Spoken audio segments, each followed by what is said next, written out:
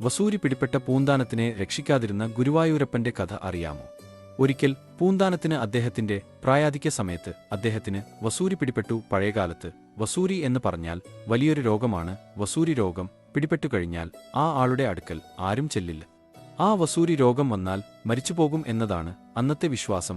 വേദന കൊണ്ട് അദ്ദേഹം അസഹ്യമായിട്ട് ബുദ്ധിമുട്ടുന്ന സമയം പലതവണ എന്റെ കൃഷ്ണ, ഗുരുവായൂരപ്പ, എന്റെ ഉണ്ണിയെ എന്നൊക്കെ പൂന്താനം വിളിച്ചു.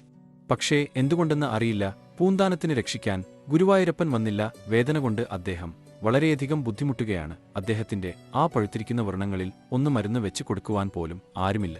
ആ സമയത്തൊക്കെ ഭഗവാനെ ഭക്തിയോടെ വിളിച്ചിട്ടും ഗുരുവായൂരപ്പന്റെ സാന്നിധ്യം പൂന്താനത്തിന് അനുഭവപ്പെട്ടില്ല. അങ്ങനെ വേദന കൊണ്ട് പുളഞ്ഞുകിടക്കുന്ന സമയത്ത് പെട്ടെന്ന് ഒരു മധ്യവയസ്സ് തോന്നിക്കുന്ന മുടിയൊക്കെ നരച്ച അതീവ സുന്ദരിയായ ഒരു അമ്മ വീട്ടിലെത്തി.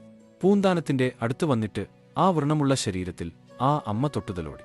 പൂന്താനത്തിന് എന്തെന്നില്ലാത്ത ആശ്വാസം തോന്നി. തന്റെ വേദനയെല്ലാം മാറുന്നതായിട്ട് പൂന്താനത്തിന് തോന്നി.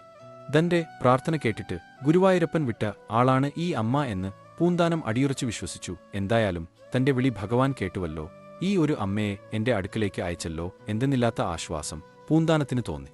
അങ്ങനെ പൂന്താനം ചെറിയ ഒരു ശബ്ദത്തോടെ ആ അമ്മയോട് ചോദിച്ചു, അമ്മ ആരാണ്? അമ്മ എവിടുന്നാണ് വരുന്നത്? അപ്പോൾ പൂന്താനത്തിനോട് ആ അമ്മ പറയുകയാണ്, മോനെ, നീ ഏതൊക്കെ ക്ഷേത്രങ്ങളിൽ പോയി അവിടെയെല്ലാം നീ ദർശനം നടത്തിയില്ലേ? പക്ഷേ നിന്റെ അടുത്ത് കിടക്കുന്ന ആ പരദേവതയായ അമ്മയെ നീ ഒന്ന് ചെന്ന് കണ്ടില്ലല്ലോ. വേദന കൊണ്ട് നീ എത്ര തവണ മറ്റു ദൈവങ്ങളെ വിളിച്ചു, പക്ഷേ നിന്റെ തൊട്ടടുത്തുള്ള കുലദേവതയായ ആ പരദേവതയെ എന്തുകൊണ്ട് നീയൊന്ന് വിളിച്ചില്ല എന്ന് ആ അമ്മ ചോദിച്ചു. പൂന്താനത്തിന് പിന്നെ ഒന്നും ശബ്ദിക്കുവാൻ സാധിച്ചില്ല. പെട്ടെന്ന് ആ അമ്മയെ കാണാതെ ആയി. അപ്പോൾ പൂന്താനത്തിന് മനസ്സിലായി വന്നത് തന്റെ പരദേവതയായ തിരുമാന്താംകുന്ന് അമ്മയാണ്. അദ്ദേഹം പരദേവതയോട് ക്ഷമ ചോദിച്ചു.